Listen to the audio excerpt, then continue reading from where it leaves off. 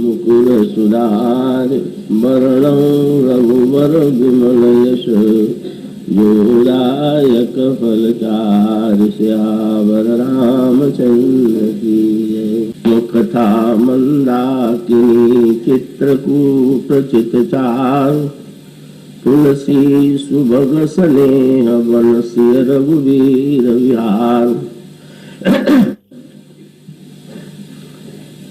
श्री राम कथा रस के कृपा सुभानुभाव भक्तिमती देवियों, आइए एकाग्रता और तन्मयता से भगवत कथा की जिस महिमा की ओर संकेत किया गया है उसके रहस्यों को हृदयंगम करने की चेष्टा करें।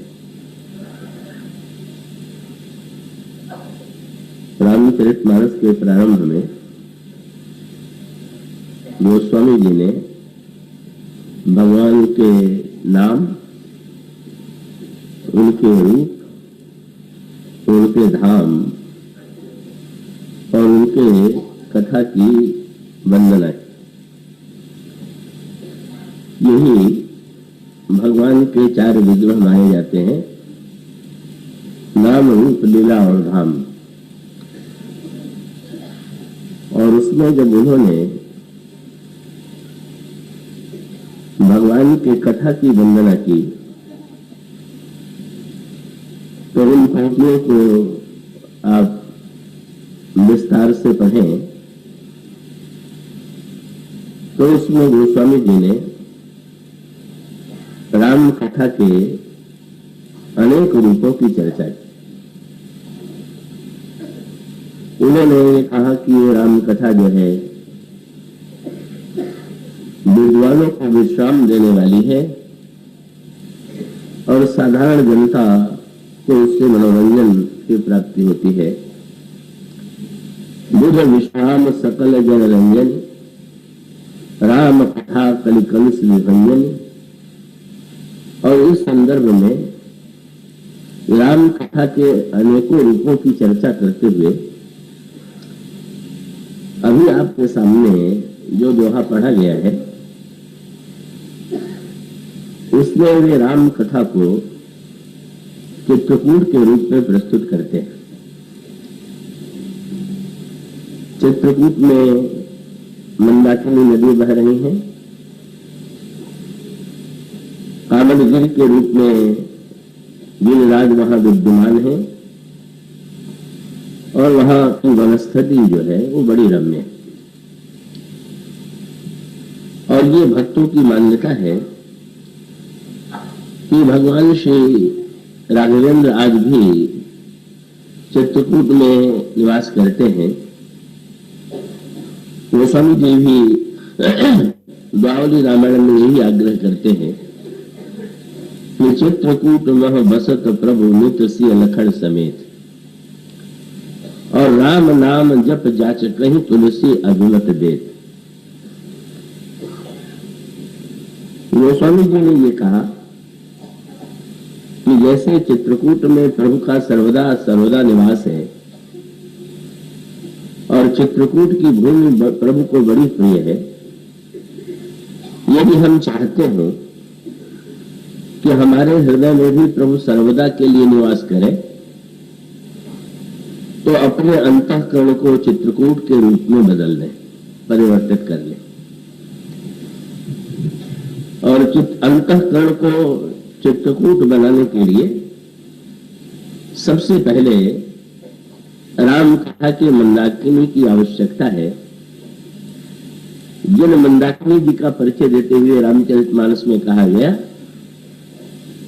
कि अति प्रिया अनुसुईया ने अपनी तपस्या के बल से गंगा की एक धारा को चित्रकूट में प्रवाहित किया, और ये मंदाकिनी जो है गंगा की एक धारा।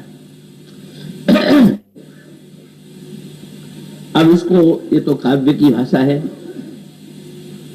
पर काव्य की भाषा के अंतराल में जो सूत्र है उस पर दृष्टि डालने की आवश्यकता है। इसका अभिप्राय यह है कि मंदाकिनी प्रवाहित तब होंगी जब पहले गंगा का प्राकट्य, तो गंगा का प्राकट्य जिस रूप में हुआ, हमारे जीवन में भी जब भक्ति उसी रूप में अवतरित हो, कथा हमारे जीवन में भी अवतरित हो, और बाद में गंगा के अवतरण के बाद फिर यहाँ पर जो सांकेतिक पात्र है वो बड़े महत्व के, और उसका अभिप्राय यह है कि ये तो काव्य की भाषा है। इसका तात्पर्य यह है कि बहुधा ये प्रश्न किया जाता है कि कथा की महिमा का इतना वर्णन किया गया है और कथा के बहुत से आयोजन किए जाते हैं और बहुत बड़ी संख्या में लोग कथा श्रवण करते हैं, किंतु कथा की जिस महिमा का वर्णन किया गया है उसका अनुभव साधारणतया व्यक्ति को क्यों नहीं होता। श्रोता कथा को सुन करके भी उतने लाभान्वित क्यों नहीं होते जैसी कथा की महिमा बताई गई। और इसका उत्तर यह है कि राम कथा के अवतरित होने की जो प्रक्रिया है,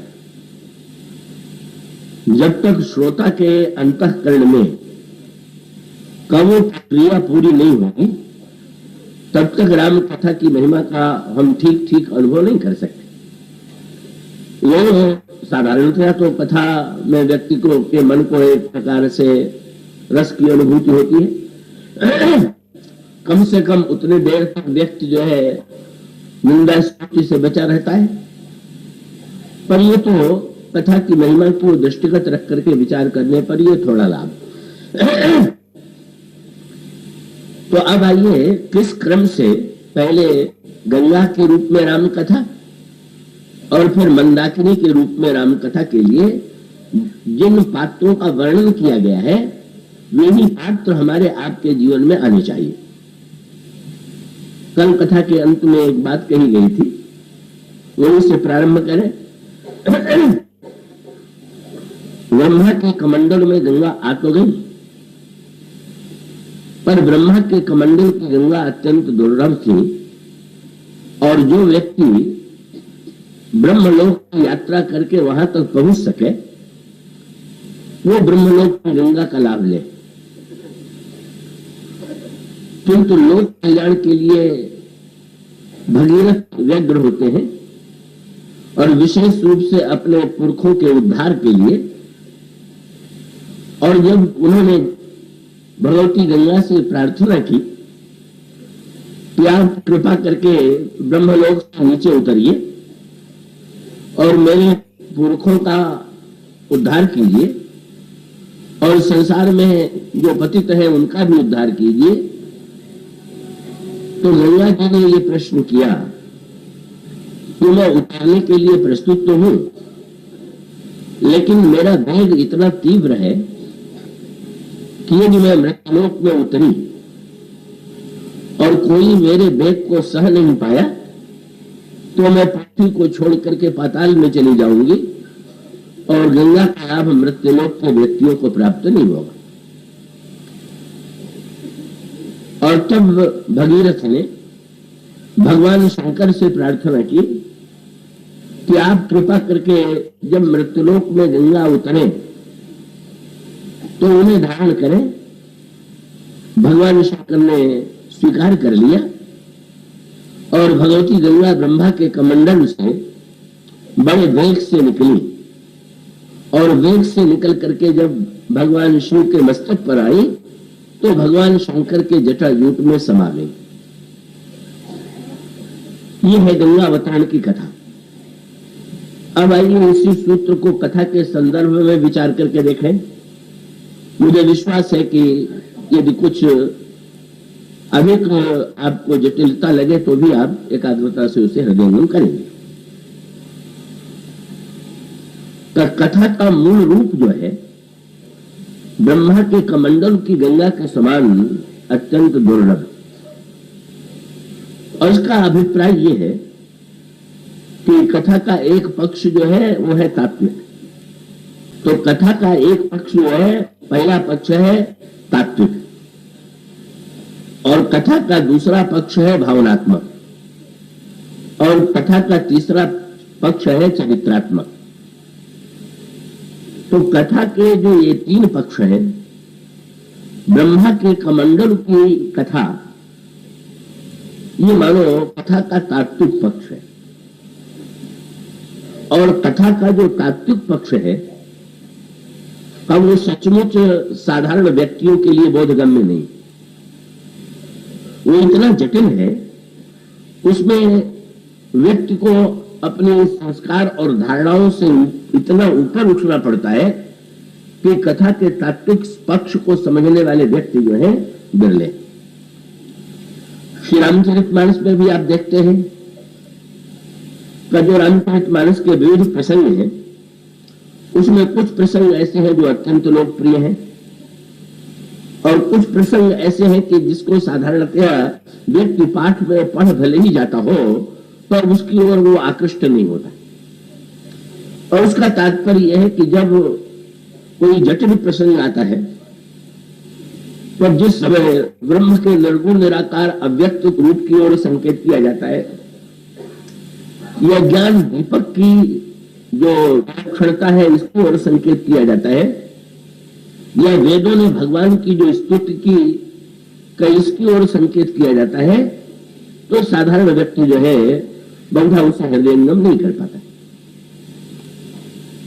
ऐसी स्थिति में अब जब कथा का एक पक्ष, मैं बहुत वर्ष पहले की बात मुझे याद है, बाराबंकी में गया तो जिन सज्जन के उसमें आयोजन किया गया था उनसे मैंने पूछा किस प्रसंग पर आप सुनना चाहते हैं, और मुझसे उन्होंने वेदों ने जो भगवान राम की स्तुति की है राज्याभिषेक के बाद, वो छंद आपने भी पढ़ा होगा, अव्यक्त मूल मनादि तरु त्वच चारि निगमा गम भले, सट स्कंद शाखा पंच 20 अनेक पर्ण सुमन घने, फल जुगल भूमि कटु मधुर बेली, अकेली जिहि आश्रित रहे, पल्लवट फूलत नवल नित संसार विटप नमाम है। कितने ऐसे व्यक्ति होंगे कि जिसके अर्थ पर तो अर्थ साधारण अर्थ से भी परिचित होने वाले व्यक्ति बहुत थोड़ी संख्या में होंगे। वे अधिकांश व्यक्ति तो बस उस छंद को शीघ्रता से पढ़ करके आगे बढ़ जाते हैं। उनको लगता है कि बस यह ध्यान देने की आवश्यकता नहीं। भगवान श्री राम के विवाह का प्रसंग है। अब गोस्वामी जी उसके तात्विक पक्ष का वर्णन कर देते हैं तो फिर साधारण व्यक्ति के लिए वो बोधगम्य नहीं होता है। गोस्वामी जी जब ये कहते हैं कि चारों राजकुमार जो है उनको देख करके ऐसा लगता है कि जब अपवर्ग सकल तनुधारी, जैसे 4 प्रकार के मोक्ष ही शरीर धारण करके जा रहे हो, तो भाई दशरथ पुत्र राम को दूल्हे के रूप में देख करके जिस मधुरता की अनुभूति होती है, मोक्ष के ये चारों रूप हैं, ये समझना साधारण व्यक्ति के लिए बड़ा कठिन है। या जब विवाह के मंडप में वे चारों राजकुमार और चारों राजकुमारियों के विवाह को जब वे कहते हैं सुंदरी सुंदर वरन सह सब एक मंडप राजही, जनु जीव उर चारु अवस्था विभुन सहित विराजे, जैसे जीव के अंतःकरण में चारों अवस्थाएं अपने विभुओं के साथ विराजमान। अब ये 4 अवस्थाएं, 4 अवस्थाओं के विभु का ये जो योग की व्याख्या है, इसीलिए गोस्वामी जी ने वाक्य लिखा। पूछा गया कि महाराज सदगुरु अगर न मिले तो क्या करें? तो गोस्वामी जी ने कहा कि एक सदगुरु तो आपके सामने है, और उन्होंने ये कहा कि जो राम कथा है ये सदगुरु।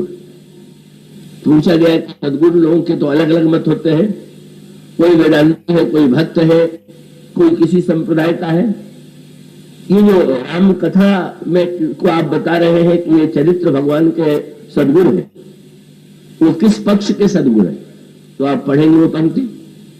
वो स्वामी जी कहते हैं सदगुरु ज्ञान विराग जोग के, ये ज्ञान के भी सदगुरु है वैराग्य के भी सद्गुण है, योग के भी सद्गुण है, और विविध वैद भव भीम रोग के। मनुष्य के अंतःकरण में विविध प्रकार के जो मानसिक रोग हैं उनको दूर करने वाले वैद्य हैं। और यदि कोई योग का सत्य जानना चाहे तो वो श्री रामचरितमानस में योग का तत्व पालेगा। अगर कोई ज्ञान का तत्व पाना चाहे तो ज्ञान का तत्व पालेगा। अगर वैराग्य का रहस्य जानना चाहे तो वैराग्य का रहस्य जान लेगा। इसका अभिप्राय यह है कि रामचरितमानस में यह सभी विद्यमान है। कभी कभी मुझे बड़ा विचित्र अनुभव होता है। कई लोग मुझसे मेरी अपने समझ से मेरी प्रशंसा ही करते हैं, कहते हैं कि आप तो जो बातें सुनाते हैं उसको सुन के लगता है कि तुलसीदास ने भी इतना नहीं सोचा होगा। वो सोचते हैं कि शायद मैं इससे प्रसन्न हो जाऊंगा कि मैं तुलसीदास से कितना आगे हूं कि वे नहीं सोच पाए, मैं इस भ्रांति में नहीं पड़। वो स्वामी जी स्वयं जानते थे कि उनके रामायण में क्या है। जब वो कहते हैं कि रामायण योग का गुरु है, और अगर रामायण में योग है, वेदांत है, ज्ञान है और इसके तात्विक पक्ष है, तो इसको सुनकर के आप आश्चर्यचकित केवल इसलिए होते हैं कि वो आपके अभ्यास के अनुकूल नहीं होता है और आपको लगता है कि शायद ये चिंतन करके बाहर से आरोपित है। ये नहीं, ये कहने का अभिप्राय केवल यही था कि सचमुच रामायण के अगर तात्विक पक्ष पर दृष्टि डालने की चेष्टा करें, उसके आध्यात्मिक रहस्यों को जानने की चेष्टा करें, तो उसमें साधारणतया जन को रसानुभूति नहीं होगी। उसके लिए कथा का अभिप्राय तो यह गोस्वामी जी ने उसमें विभाजन कर दिया का विषयी व्यक्ति भी कथा में रस लेता है, साधक भी और सिद्ध भी। पर उन्होंने तीनों अलग अलग भूमि में बैठ करके कथा सुन रहे हैं। विषयी मन की भूमि में बैठ के सुनता है, साधक बुद्धि की भूमि में बैठ के सुनता है, और सिद्ध जो है वो चित्त की भूमि में। इसकी चर्चा हम अगले दिनों में विस्तार से करने की चेष्टा करेंगे। ये सुनने के तीन साधन। अंतःकरण में चतुष्टय है, मन बुद्धि चित्त अहंकार। कथा सुनने के लिए तीन को लगाइए और एक को हटाइए। अहंकार को दूर कीजिए, चारों से कथा मत सुनिए, क्योंकि अगर अहंकार भी आपने जोड़ दिया तो कथा में आपको आनंद की अनुभूति होगी नहीं। इसलिए अहंकार से तो बचिए और मन बुद्धि चित्त को लगाइए। का भगवान श्री राम ये कहते हैं लक्ष्मण जी से, थोड़े ही मां सब कहो बुझाई, सुनहु तात मन मति चित्त लाई। मन बुद्धि चित्त लगा करके सुनो, पर उसमें अंतर होता है। मनोभाव में बैठा हुआ व्यक्ति अलग सुन रहा है, मन और बुद्धि को लगा करके सुनने वाला और दूसरे रूप में सुन रहा है, और मन और बुद्धि के साथ जो चित्त में स्थित हो गया है, चित्त के चित्रकूट में स्थित हो गया है, कब वो कथा को और दूसरे रूप में देख रहा है। पर उसका मुख्य तात्पर्य ये है कि विषयी व्यक्ति के लिए तो कथा अनेक मनोरंजनों में से एक मनोरंजन का साधन है, और गोस्वामी जी भी ये कह देते हैं कि सकल जनरंजन। अगर साधारण जनता को इसमें मनोरंजन प्राप्त होता है, उसके कानों को विषय न कह पूरी हरिगुण ग्रामा श्रवण सुखद और मन अभिरामा।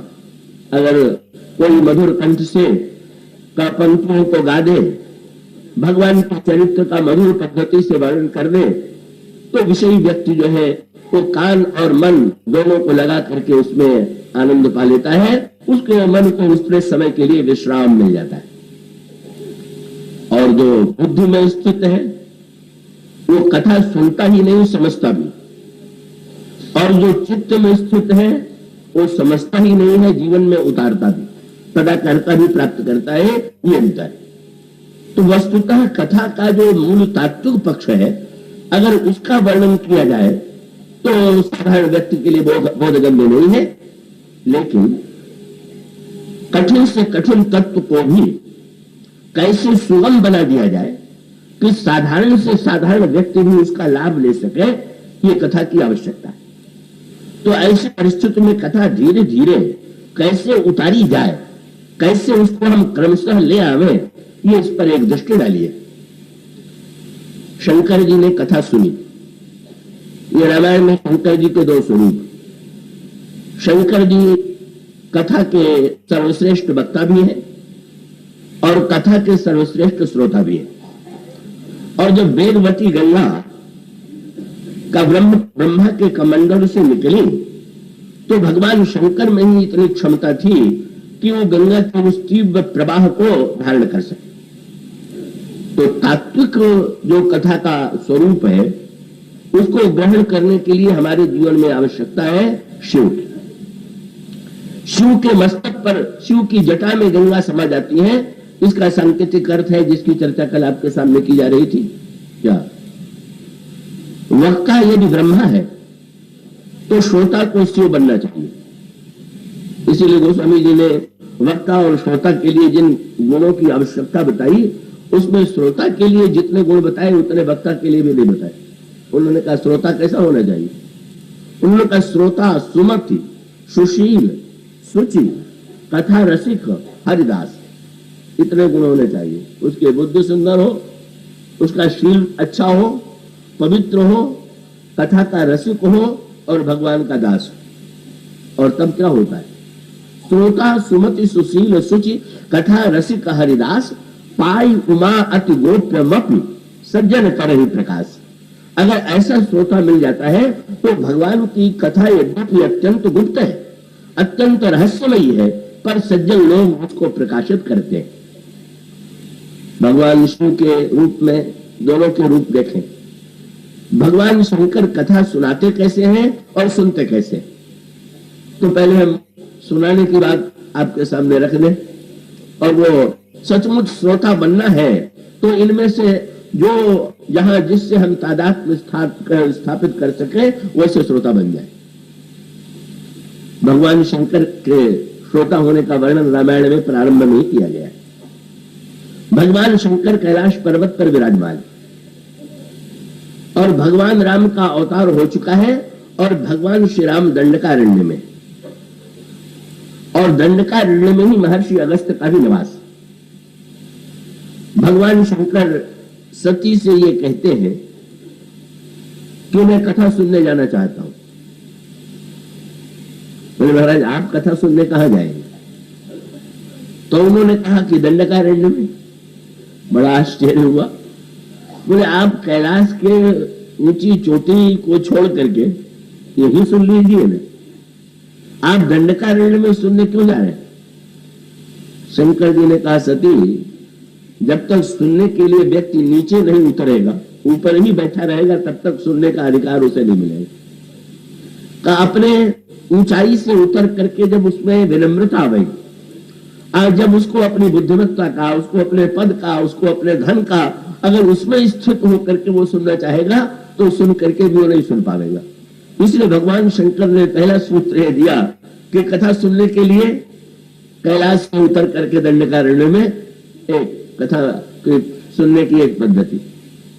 दूसरी बात पूछ दिया सती जी ने, महाराज किस वक्ता से सुनिएगा? तो उन्होंने कहा कि वक्ता जो है कुंभज ऋषि है। और कुंभज शब्द में बड़ा विचित्र व्यंग है। पुराण ये कहते हैं कि कुंभज ऋषि का जन्म जो था वो घड़े से हुआ था। कुंभ घड़े को कहते हैं और घड़े से जिसका जन्म हुआ है वो कुंभज है। तो अब सती जी को दूसरा आश्चर्य क्या? बोले महाराज आज फिर उल्टी बात। आप जा रहे हैं कैलाश से उतर करके दंडकारण्य में भी विचित्र है, और समुद्र जा रहा है घड़े के पास। शंकर जी कौन है? शंकर जी के लिए उनकी तुलना समुद्र से की गई। चरित सिंधु गिरिजा रमण वेदन पावई पार बरनई तुलसीदास किमी अतिमति मंद गंवार। उन्होंने कहा महाराज घड़े को समुद्र के पास आना चाहिए कि समुद्र को घड़े के पास जाना चाहिए? अगर वो कुंभज है तो आप क्यों जा रहे हैं? शंकर जी ने कहा एक बात का ध्यान रखना कि वो कुंभज तो है पर तुमने ये नहीं सुना है कि वो समुद्र को पी जाने वाले हैं। और साथ साथ उन्होंने कहा कि सती वस्तुतः वक्ता वही है कि जो समुद्र को घड़े में ला दे। इसलिए कुंभज से बढ़ करके कुंभ से जन्म हुआ है। और इसका सांकेतिक अभिप्राय यह है कि ये जितना कोई भी वक्ता जो है उसका शरीर तो मिट्टी का ही बना हुआ है। कुंभ कह लीजिए उसको, तो अगर कुंभ को देख करके आप कथा को सुनने की चेष्टा करेंगे तो आपके मन मस्तिष्क में ऐसा लगेगा कि इसे हम सुने कि नहीं सुने। वो रावण की समस्या यही है। हनुमान जी रावण की सभा में गए तो हनुमान जी तो साक्षात शंकर जी है और उनको बड़ी दया आई। और जैसा मैंने आपसे बताया, हनुमान जी विभिन्न पद्धतियों से कथा सुना करके सारी समस्याओं का समाधान करते हैं। कल इसकी चर्चा आपके सामने चल रही थी। प्रभु को उन्होंने सुनाया, सुग्रीव को सुनाया, विभीषण को सुनाया, श्री सीता जी को सुनाया, श्री भरत जी को सुनाया और सचमुच जिन्होंने सुना वो धन्य हो गए। पर इन्हीं में से एक रावण भी निकल आया। उसको भी हनुमान जी ने जब इतनों को कथा सुनाई तो रावण की सभा में गए। और सचमुच क्या कोई इतना विनम्र कथावाचक होगा जैसे हनुमान जी। देखिए ना, आपने मुझे बैठाने के लिए कैसा प्रबंध किया है, कैसी व्यवस्था की है, किस तरह ऊंचे बैठाया है। पर हनुमान जी तो ऐसे वक्ता थे जो नाग पास में बांध करके सभा में लाके खड़े कर दिए गए। रावण बैठा है सिंहासन पर और हनुमान जी खड़े। ऐसा तो होता है कि वक्ता बोल रहा हो और श्रोता पीछे खड़े हो, लेकिन यह दृश्य ये था कि वक्ता जो था वो खड़ा था और श्रोता बैठा हुआ था सिंहासन। और सिंहासन पर बैठे हुए रावण को देख करके भी हनुमान जी के मन में दया आ गई। और हनुमान जी ने बड़ी संक्षेप में वो समझ गए रावण विस्तार से तो सुन करके प्रसन्न नहीं होगा, तो जरा संक्षेप में ही इसको सुना दे। पर रावण को तो उतना विस्तार भी जो था वो असह्य हो गया। पहले तो रावण ने हनुमान जी से ही पूछ दिया, तुम कौन? कहा 10 कंद कवन कीसा, के बल घालिसी बल खीसा। तुम कौन हो और तुमने किसके बल से वाटिका उजाड़ी? हनुमान जी ने बहुत लंबा भाषण नहीं दिया, पर रावण तो सुनते सुनते उब गए। हनुमान जी ने प्रारंभ कहां से किया? अगर हनुमान जी चाहते तो सरल परिचय दे देते कि मेरा नाम हनुमान है और मैंने वाटिका उजाड़ी। पर हनुमान जी ने तो कथा प्रारंभ कर दी। सुन ब्रह्मांड, सुन रावण, ब्रह्मांड निकाया, पाई जासु बल बिरचति माया, जाके बल बिरंचि हरि ईसा, पालत सृजत हरत दसीसा, जा बल शेष धरे सहसानन, अंड कोश समेत गिरिकानन। रावण उड़ रहा है। मैंने क्या पूछा और कहा इसने प्रारंभ कर दिया सृष्टि के प्रारंभ से। जाके बल बिरंचि हरि ईसा, पालत सृजत हरत दसीसा, जा बल शीश धरे सहसानन, अंड कोश समेत गिरिकानन, धरे जो विविध देह सुरत्राता, तुमसे सठन सिखावन दाता, हर को दंड कठिन जही भंजा, कोई समेत नृप दल मद गंजा, खर दूषण त्रिशिया अउबाली, हते सकल अतुलित बलशाली। अब समाप्ति यहां करते हैं एक बात में। जाके बल लौले सके, जितहु चराचर झारी, तासु दूत में जाकर हरि आने हो प्रिय नारी। रावण किसी आ गया। उसके पश्चात हनुमान जी ने तुरंत, मैंने अभी आपके सामने जो पंक्ति कही थी कि ये जो रामचरित्र है ये सदगुरु है और मन के रोगों को दूर करने वाला जो सदगुरु है वो वैद्य जो है वो सदगुरु ही है। तो हनुमान जी ने एक ही दोहे में दवा बता दिया, पथ्य बता दिया, रोग बता दिया। और जो एक सदगुरु का की भूमिका होनी चाहिए वो सब का सब हनुमान जी ने सारी भूमिका रावण के सामने पूरी कर दी। हनुमान जी ने उपदेश कथा समाप्त करते हुए कहा, मोह मूल, तुम्हारी समस्याओं के मूल में तुम्हारे अंतःकरण का मोह है। तमोमय और तुम एक वस्तु का त्याग कर दो। मोह मूल बहुशूल प्रद, त्यागहु तम अभिमान। चलो तुम सतोगुणी अभिमान और रजोगुणी अभिमान न भी छोड़ सको तो कम से कम तमोगुणी अभिमान को छोड़ दो। तुम्हारा रोग मोह है और तमोगुणी अभिमान का तुम त्याग कर दो। और दवा भी बता दिया क्या? मोह बहुशूल प्रद त्यागहु तम अभिमान, भजहु राम रघुनायक कृपा सिंधु भगवान। तुम भगवान का भजन करो। तो स्वामी जी ने लिखा, रावण कहां बैठ कर सुन रहा था, शरीर कहां बैठा हुआ है इसके अर्थ में नहीं लीजिएगा, पर रावण बैठा हुआ है सिंहासन पर। और सच पूछिए तो वो अहंकार में स्थित होकर के सुन रहा है उसको अपनी लंका के स्वामित्व का अभिमान। और जब अभिमान में बैठ करके कोई व्यक्ति सुनता है तो उस पर कथा का प्रभाव कभी नहीं पड़ता। बस रावण ने क्या देखा वही ठीक है।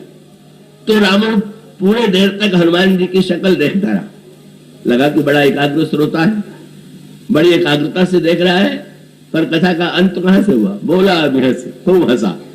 कथा सुन करके रावण को आनी चाहिए थी रुलाई, तभी अपने दुर्बलताओं का वर्णन सुन करके, बुराइयों की समस्या सुन करके आनी तो चाहिए थी पश्चाताप की ग्लानि, पर रावण खूब हंसा।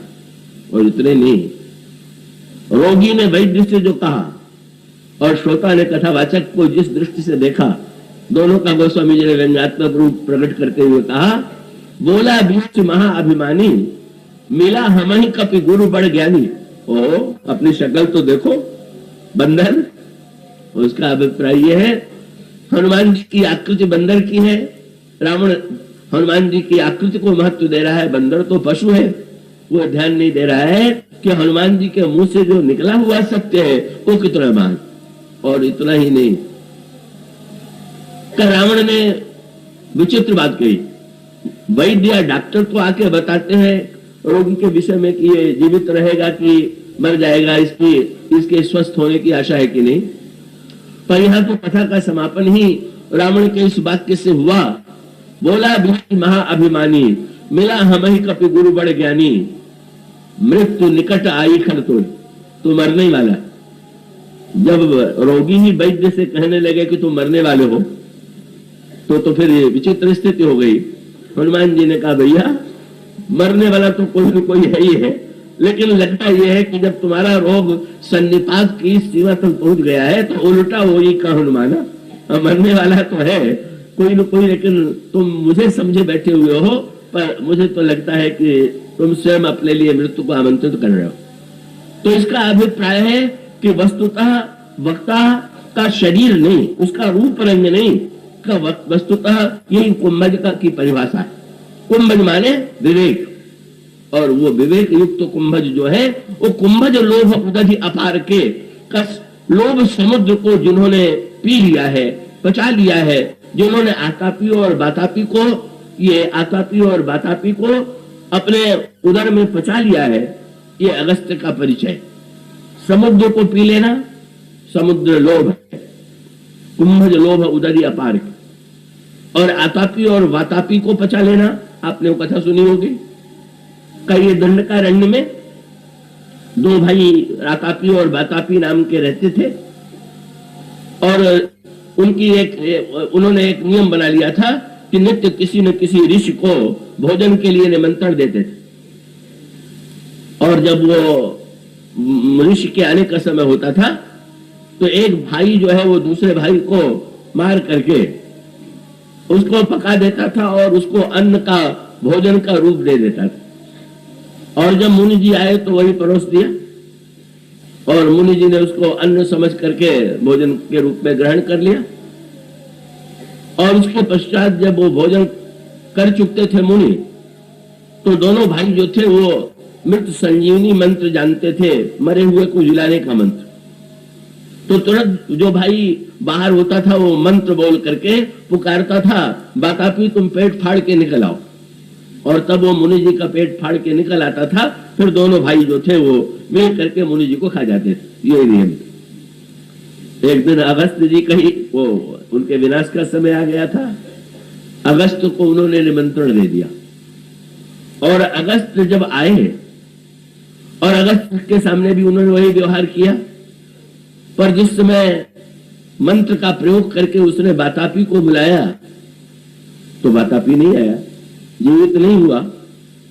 आश्चर्य हुआ कि मेरे मंत्र को क्या हो गया। उसमें मुस्कुरा करके अगस्त ने कहा, जिस पेट में समुद्र पच गया, क्या तुम्हारा भाई बचा हुआ है क्या? और इसका आध्यात्मिक अर्थ ये है कि ये आतापी और बातापी जो है, राग और द्वेष, ये दोनों दो भाई, और राग और द्वेष में से दिखाई तो देता है एक ही, लेकिन एक जब दिखाई दे तो समझ लीजिए दूसरा आपके पेट में छिपा हुआ। राग जब दिखाई दे तो मत भूल जाइए कि द्वेष जरूर होगा, दोनों भाई एक दूसरे से जुड़े हुए हैं और ये ऐसे जीवित रहने वाले राग द्वेष हैं कि ये तो मरने का नाम ही नहीं लेते। पर अगस्त में इतनी महानता है, अगस्त में इतनी क्षमता है कि वे केवल लोभ के समुद्र को ही नहीं पचा लिया है उन्होंने, अपितु राग और द्वेष को भी पूरी तरह से वो अपने अंतःकरण से समाप्त कर चुके हैं। और इस तरह से जो महान विवेकी हैं, महान तत्वज्ञ हैं, वो अगस्त है वक्ता, और शंकर जी उनसे कथा सुनने जा रहे हैं। पर एक बात की ओर मैं और आपका ध्यान आकृष्ट करूं, थोड़ा सूक्ष्म होते हुए भी मुझे विश्वास है कि आप उसे धारण करेंगे। कैलाश पर्वत और दंडकारण्य दोनों में अंतर क्या है? कैलाश पर्वत जो है भगवान शिव का निवास स्थल है, ये हिमालय अटग है, अचल है, और अचल निश्चय जो ही वही हिमालय है। और उस अचल निश्चय के हिमालय पर साक्षात विश्वास के घनीभूत रूप भगवान शंकर विराजमान रहते हैं। और ये दंडकारण्य कौन है? ये रामायण में दो वन हैं, चित्रकूट और दंडकारण्य। चित्रकूट का वन जो है वो प्रेम का वन है। ये जो दोहा आपके सामने पढ़ा गया उसमें कहा गया कि हमारे अंतःकरण का जो प्रेम है वही मानो चित्रकूट का वन है। राम कथा मंदाकिनी चित्रकूट चित चारु, तुलसी सुभग स्नेह बन सिय रघुवीर विहार। और दंडकारण्य में भी वन है, पर जो दंडकारण्य का वन है वो प्रेम का वन नहीं, वो संशय का वन है। संशय विपिन अनल सुरंजन, संशय भी वन की तरह है और प्रेम भी वन की तरह। और यही सत्य भी, जो संशयालु व्यक्ति होता है वो भी मार्ग भूल जाता है। जैसे जंगल में जाने के बाद वहां सड़कें तो बनी हुई नहीं है, व्यक्ति के मार्ग भूल जाने की संभावना बनी रहती है। इसी प्रकार से जब हमारे अंतःकरण में संशय आता है तो हमारे अंतःकरण का संशय हमको निर्णय ही नहीं करने देता है कि जीवन के लिए सही मार्ग कौन सा है, सही दिशा की कौन सी है। ये भटकाव आता है।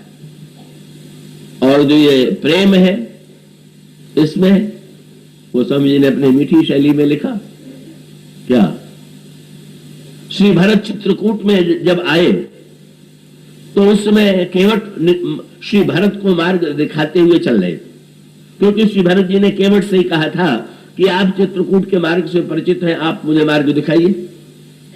तो जिस समय केवट चित्रकूट में प्रवेश करते हैं तो गोस्वामी जी ने एक सूत्र दिया क्या, बोले सखई स्नेह विवश मग भूला। केवट प्रेम के कारण मार्ग दिखाना भूल गया। सखई स्नेह विवश मग भूला और कई सुपंथ सुर बरस ही फूला। जिस समय केवट मार्ग भूल गया, यहां पर इसका अभिप्राय यह है कि जैसे संशय में भटकाव है और मार्ग नहीं सूझता है, इसी प्रकार से प्रेम में भी मार्ग नहीं दिखाई देता। धर्म में तो मार्ग दिखाई देता है, ज्ञान में तो मार्ग दिखाई देता है, पर प्रेम में क्या मार्ग, प्रेमी किस मार्ग पर चलता है, उसका क्या लक्षण है, उसकी क्या दशा है। आप पढ़ते हैं ना, सुतीक्ष्ण जी का भूल गए, दिश और विदिश पंथ नहीं सूझा और को में चलो कहां नहीं बूझा। पर दोनों में, संशय और प्रेम में वन की समानता होते हुए भी एक अंतर है क्या। संशय के वन में व्यक्ति भटकता है तो न जाने कितना भटक जाता है, और प्रेम के वन में जब भटकता है तो उसको खोजने के लिए स्वयं भगवान ही निकल पड़ते हैं कि वो मेरे पास आ रहा था, वो कहां रह गया। प्रेम में भटकाव का, इसलिए सुतीक्ष्ण जी जब बिल्कुल मार्ग भूल गए तो भगवान राम ही निकल पड़े। अरे सुतीक्ष्ण तो मेरे स्वागत के लिए आ रहे थे, वो तो पहुंचे नहीं, चल करके देखे तो उनकी क्या दशा है। तो ये दो वन है और इसीलिए दोनों वनों में अंतर है क्या।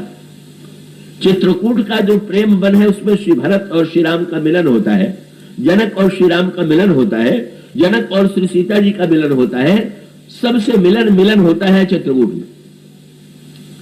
और दंडकारण्य में ये तो ऐसा संशय का वन है कि साधारण क्या बड़े बड़े वियोग का वन जो है वो दंडकारण्य। इसी दंडकारण्य में श्री सीता जी का श्री राम से वियोग हुआ और इसी दंडकारण्य में सती जी का भी भगवान शंकर ने परित्याग किया। और दोनों के मूल में भूमिका जो है वो संशय की है। संशय की भूमिका का तात्पर्य क्या है?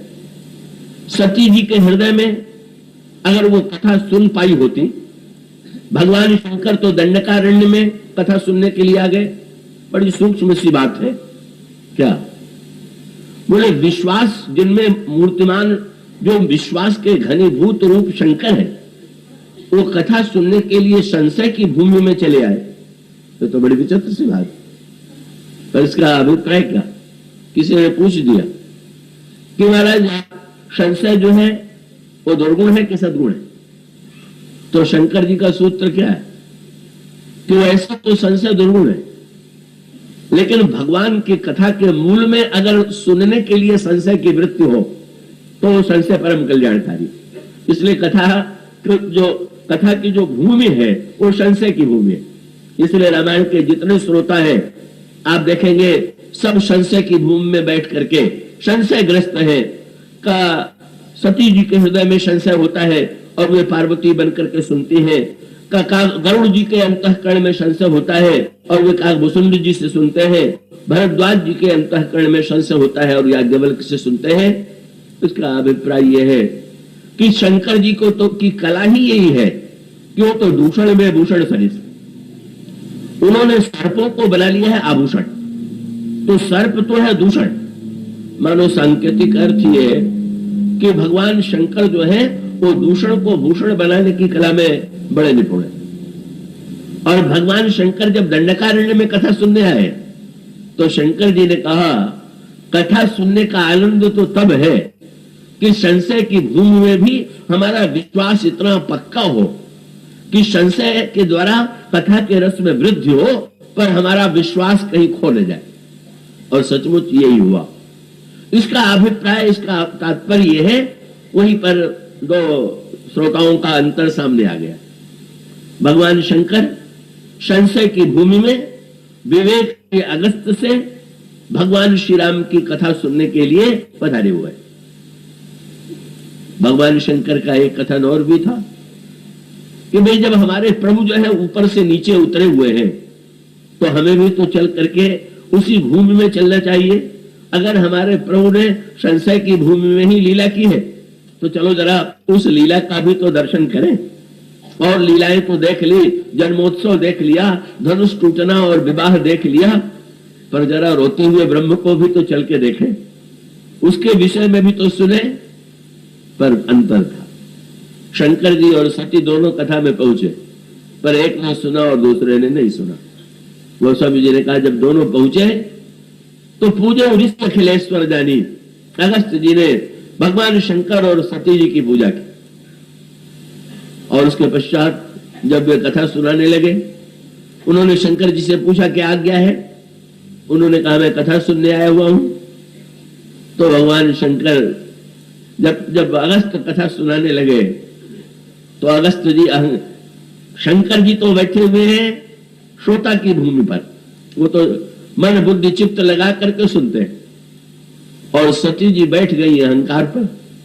मैं दक्ष की बेटी, मैं परम पतिव्रता, मुझे कथा सुनने की क्या आवश्यकता है, और फिर ये मुझे क्या सुनावेंगे। अभी अभी तो उन्होंने मेरी पूजा किया है, अगर ये मुझसे कम बुद्धिमान न होते तो मेरी पूजा क्यों करते।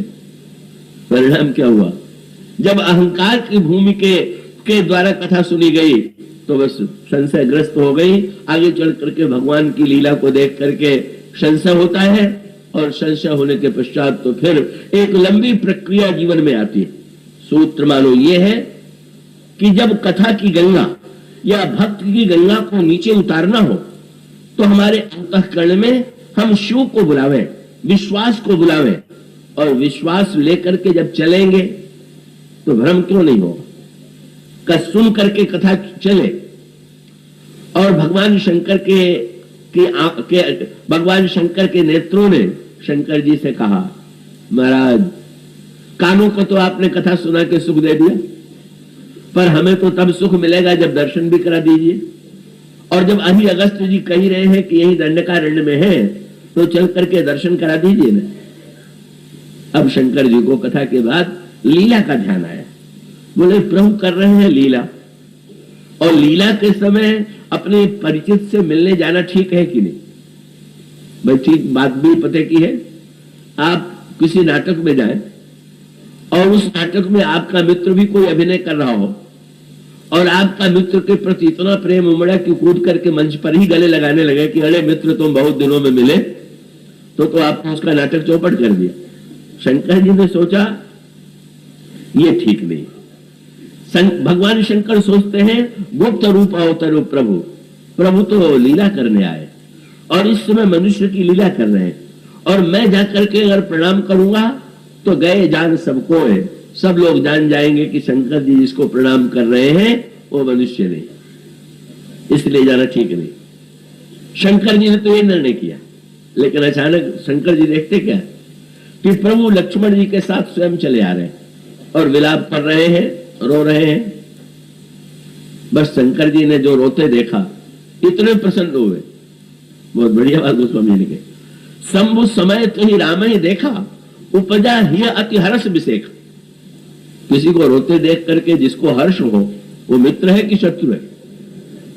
भगवान राम तो पत्नी के वियोग में रो रहे हैं और शंकर जी मुस्कुरा रहे हैं, हंस रहे हैं। बोले ठीक ठीक कथा सुनी गई।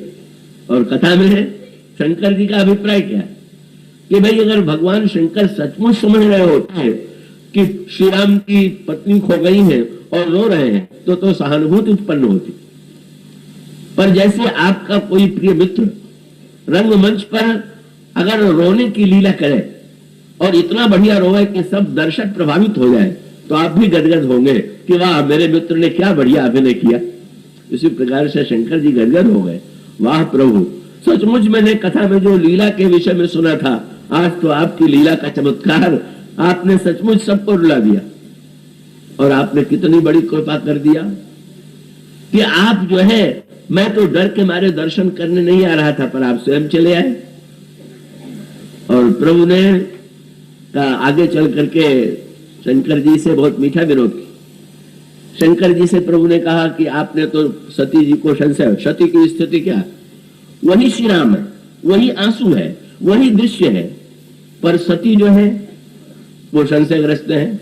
और उसका अभिप्राय क्या कि वो बुद्धि की प्रतीक है, दक्ष की बेटी है, और बुद्धि जब अहंकार की भूमि पर बैठ जाएगी तब वो संशयग्रस्त हुए बिना नहीं रहेगी। भगवान शंकर ने फिर भी याद दिलाया, अरे सती तुम्हें क्या हो गया है, सुनो सती तो नारी सुहाऊ, संशय अस न धरिय उड़काऊ। और याद भी दिलाने लगे, जासु कथा कुंभनीर सिगाई। अभी तो अगस्त जी कथा सुना रहे, अब उन्होंने सुना हो तब तो याद आवे। कोई आपका साथी श्रोता आया हुआ हो और आपको मार्ग में आप याद दिलाने लगे कि कथा में आज ये बात हुई, और वो पूरे दौर सोता रहा हो तो बेचारा क्या कहे कि हाँ आपने जो कहा है वो मैंने किस रूप में सुना है। शंकर जी ने कहा ऐसा संशय नहीं करना चाहिए।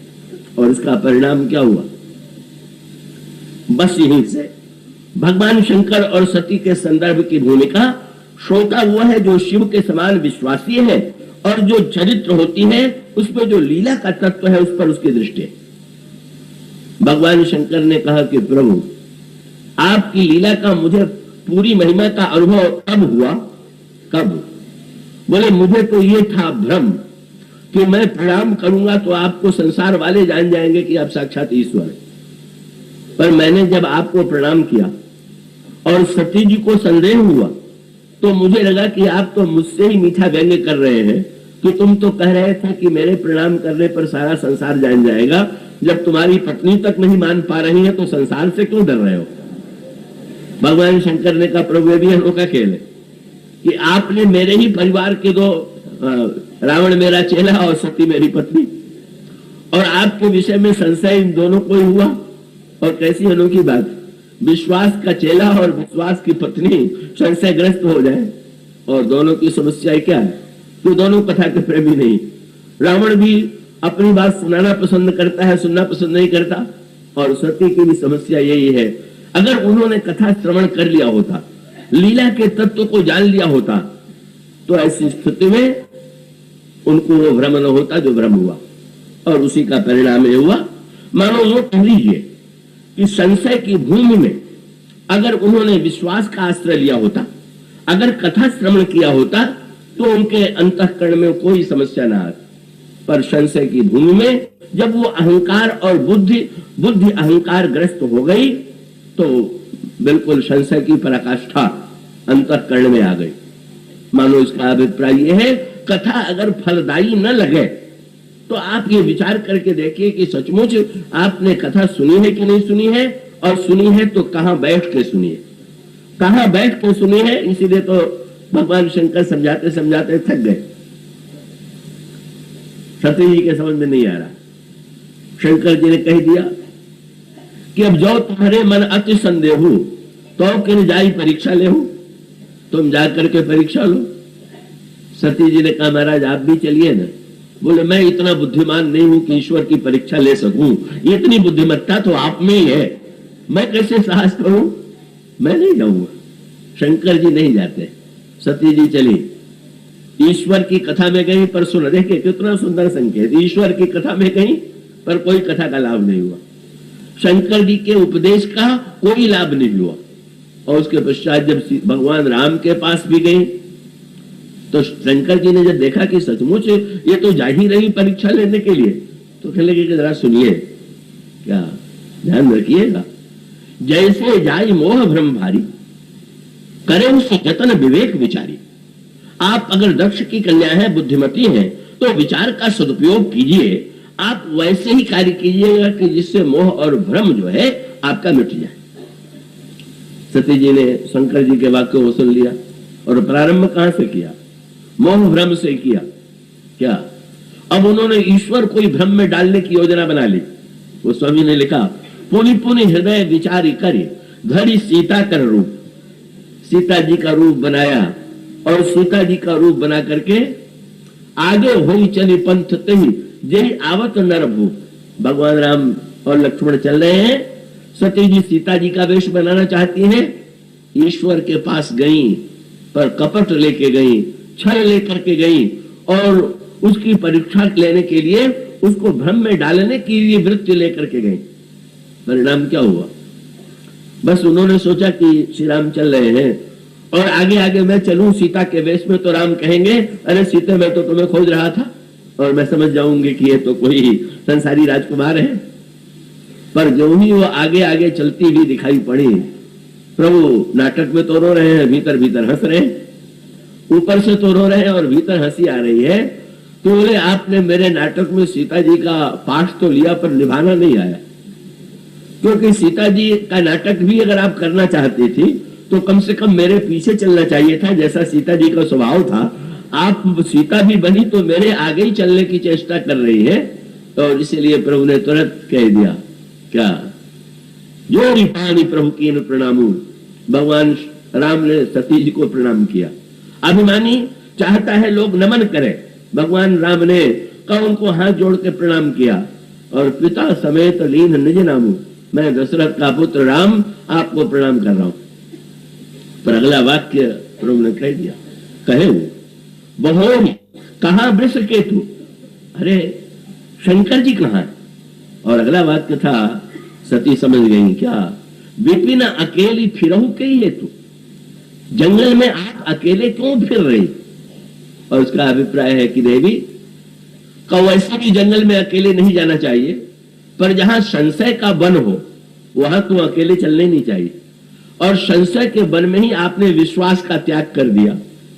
और साथ साथ अगर सती जी ने पूछा बाद में पार्वती के रूप में कि आपने मुझे प्रणाम क्यों किया, तो प्रभु ने कहा कि अगर आप जिज्ञासा लेकर के आई होती तो आप प्रणाम करती, पर जब आप परीक्षा लेने के लिए आई तो मुझे लगा कि अब तो शिष्य कोई गुरु को प्रणाम करना चाहिए, आप परीक्षक हैं। परिणाम क्या हुआ, क्रमशः एक के बाद भ्रम लेकर के गई। भगवान राम ने कह दिया आपने विश्वास का अच्छा साथ छोड़ दिया, और फिर एक के बाद दूसरी भूल होती गई। और वो भूल यही थी, लौट करके आई तो भगवान शंकर के सामने पहुंची। भगवान शंकर ने पूछ दिया, लीन परीक्षा कमन विधि।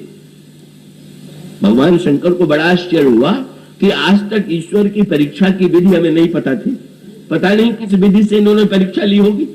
तो कहने लगे लीन परीक्षा कमन विधि, कहे वो सत्य सब बात। बिल्कुल सच सच बोलिएगा। तो असत्य भी बोल गई। कछु न परीक्षा लीन गोसाई, कीन प्रणाम तुम्हारी ही नहीं। महाराज मैंने कोई परीक्षा नहीं लिया, जैसे आप प्रणाम करते थे आपने दूर से कर दिया था, मैंने जरा पास जाके प्रणाम किया, बस। इसका अभिप्राय क्या? प्रारंभ कहां से हुआ? अहंकार ग्रस्त बुद्धि से कथा न सुनना, संशय होना, भगवान से कपट करना, अंत में शंकर जी से भी असत्य भाषण करना, और इसकी परिणति होती है भगवान शंकर के द्वारा सती के परित्याग में। और उसका अभिप्राय यह है कि जिस बुद्धि में इतने दोष आ जाए उस बुद्धि का परित्याग कर देना चाहिए।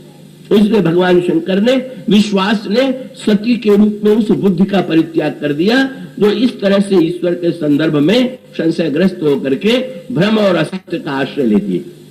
पर इसकी अंतिम परिणति फिर ये होती है, यही सती अगले जन्म में पार्वती बनती है। जब सती शरीर छोड़ने लगी यज्ञ स्थल में तो उन्होंने भगवान से वरदान मांगा, मेरे अगले जन्म में भी पतिदेव हमारे शंकर जी ही रहे। प्रभु ने पूछ दिया, पतिदेव की बात तो बाद में आवेगी, पिता कौन बने? तो सती जी ने कह दिया, महाराज आप पत्थर की बेटी बना दीजिएगा पर किसी चतुर की बेटी मत बनाइएगा। हिमालय की बेटी का पत्थर की बेटी, चतुर की बेटी बन करके तो मैं इतने दोषों से ग्रस्त हो गई। अब आप जो है कृपा करके हिमालय जो नहीं दिखता, जो नहीं हिलता, अचल निश्चय, वहां पर वो जब जन्म लेती हैं और वो बुद्धि श्रद्धा के रूप में, बुद्धि की आवश्यकता कथा में है कि नहीं है, पर है कि बुद्धि अहंकार से ग्रस्त न होकर के श्रद्धा से ओतप्रोत हो जाए। जब बुद्धि श्रद्धा से ओतप्रोत हो जाएगी तब भगवान शंकर बैठे हुए हैं। अब वहां पर वक्ता के रूप में नई गंगा का जन्म हुआ। का एक गंगा भगवान शंकर के मस्तक पर है जो भक्ति की गंगा, और दूसरी गंगा भगवान शंकर के हृदय में है जो राम कथा की गंगा। और पार्वती जी उनके सामने आकर के प्रणाम करती।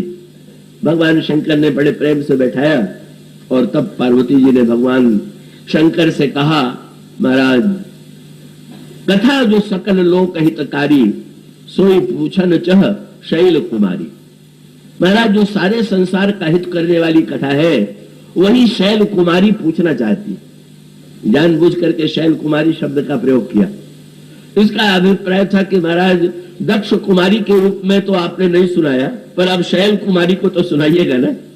अब वो चतुराई का अभिमान मुझ में नहीं रह गया। अब तो मैं हिमांचल की बेटी हूं जिसका निश्चय दृढ़ है।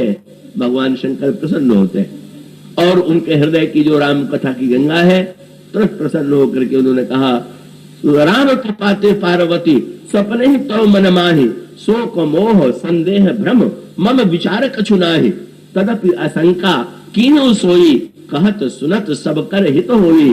तुम्हारे अंतःकरण में कोई भ्रम नहीं है, पर तुमने जो संशय प्रकट किया वो बड़ा अच्छा किया, क्योंकि इसके द्वारा कथा होगी। और ये कथा कैसी होगी? बोले पूछे रघुपति कथा प्रसंगा, सकल लोक जग पावनी गंगा। यही लोक कल्याणकारिणी गंगा है। ये भगवान शंकर के हृदय में निवास करने वाली गंगा थी, आज तक प्रकट नहीं हुई थी। मानो सूत्रात्मक रूप से तात्पर्य क्या है? कथा विचार से उतर करके विश्वास के द्वारा धारण किया जाए और फिर श्रद्धा के माध्यम से उसे सुना जाए। क्रम ये, जब हमारी बुद्धि श्रद्धा युक्त बने और श्रद्धा युक्त अंतःकरण लेकर के हम विश्वास के सामने बैठ करके भगवान की कथा सुने, विश्वास बोले और श्रद्धा सुने। पहले विचार बोला और विश्वास ने सुना, और अब विश्वास बोल रहा है और श्रद्धा सुन रही है।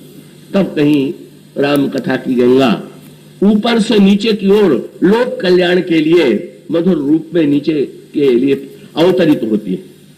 और फिर जब इन्हीं गंगा की धारा मंदाकिनी को चित्रकूट में लाना हो, जहां पर भगवान राम का निवास होगा, तो आवश्यकता पड़ेगी। वहां आवश्यकता थी पार्वती जी की, और चित्रकूट में मंदाकिनी को लाने के लिए आवश्यकता है अनुसुईया की। ये अनुसुईया कौन है? हमारे जीवन में पार्वती आ जाए तो कथा सुन ले, शंकर जी आ जाए तो कथा सुन ले, और अगर अनुसुईया आ जाए, बिना अनुसुईया के आए राम कथा की मंदाकिनी जो है चित्त के चित्रकूट में नहीं बहेगी। और जब तक चित्त के चित्रकूट में राम कथा की मंदाकिनी नहीं बहेगी और प्रेम का बन नहीं होगा, तब तक जीवन में हृदय में सीताराम नहीं आवेंगे। ये अनुसूया कौन है, इसकी चर्चा हम कल करेंगे। आज इतना बोलिए सियावर राम।